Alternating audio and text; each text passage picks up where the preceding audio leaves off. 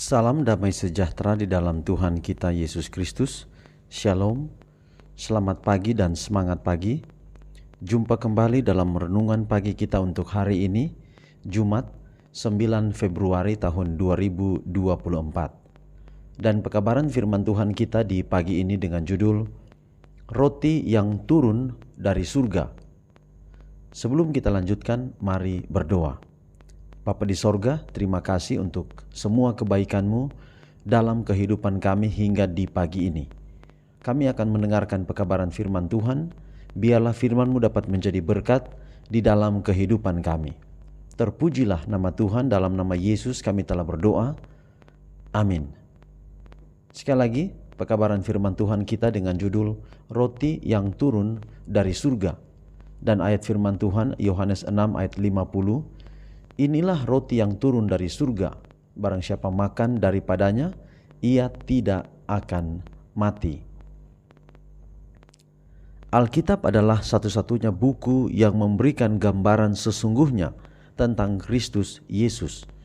Dan jika setiap manusia mempelajarinya sebagai buku pelajaran mereka dan menaatinya, tidak ada satu jiwa pun yang akan tersesat. Semua sinar terang yang bersinar di dalam kitab suci menunjuk kepada Yesus Kristus dan bersaksi tentang Dia, menghubungkan kitab suci perjanjian lama dan baru. Kristus ditampilkan sebagai penulis dan penyempurna iman mereka. Dialah yang menjadi pusat harapan hidup kekal mereka. Karena Tuhan begitu mencintai dunia, sehingga Dia memberikan anaknya yang tunggal, agar siapapun yang percaya kepadanya tidak binasa, tetapi memiliki hidup yang kekal. Buku apa yang dapat dibandingkan dengan Alkitab? Adalah penting bagi setiap anak, remaja, dan yang dewasa untuk memahami, karena itu adalah firman Tuhan, firman untuk membimbing semua keluarga manusia ke surga. Lalu, mengapa firman Tuhan tidak menjadi unsur utama yang membentuk pendidikan?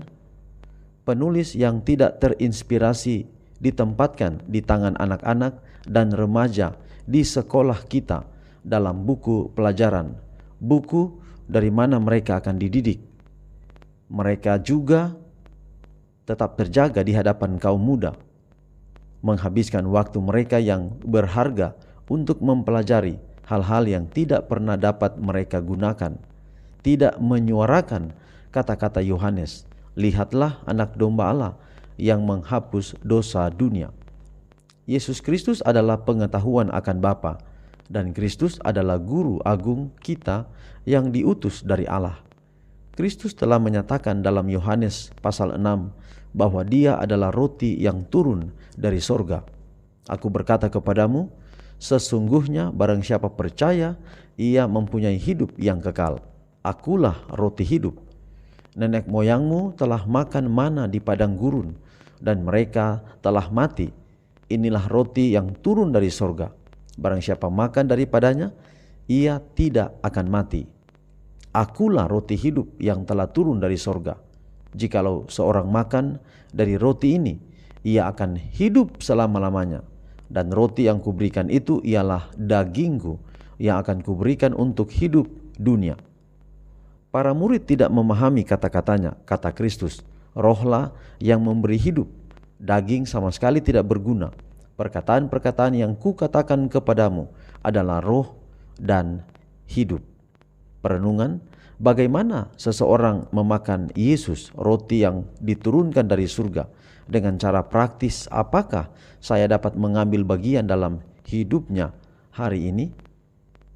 Jadi kalau kita belajar tentang mana yang turun dari sorga, maka kita akan memahami kalau Yesus itu adalah roti, kalau Yesus itu adalah makanan yang kita konsumsi, maka kita akan lebih mengerti maknanya ketika kita mempelajari mana yang turun dari sorga.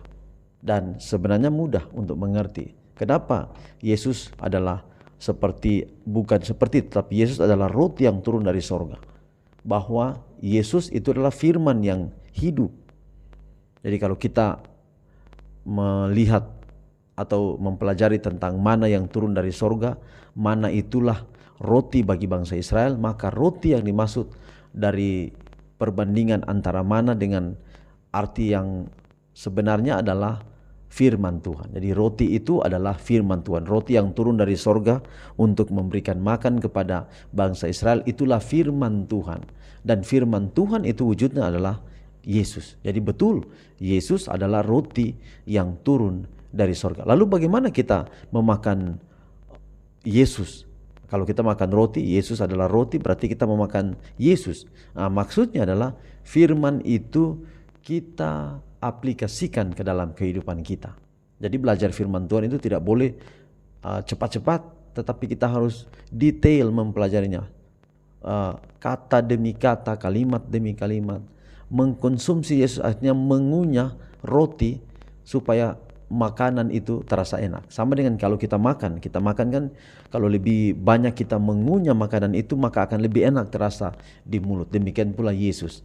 Artinya ketika kita makan Yesus, makan roti, sama dengan kita merenungkan kehidupan Yesus. Lebih dalam kita merenungkan tentang Yesus, maka lebih nikmat rasanya.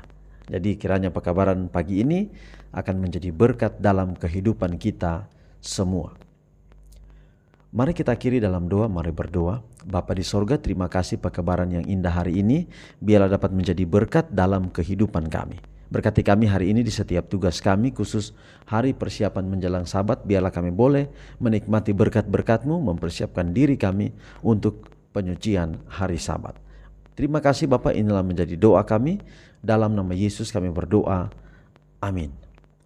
Demikian pekabaran di pagi ini, sampai jumpa besok, Tuhan berkati kita semua. Shalom.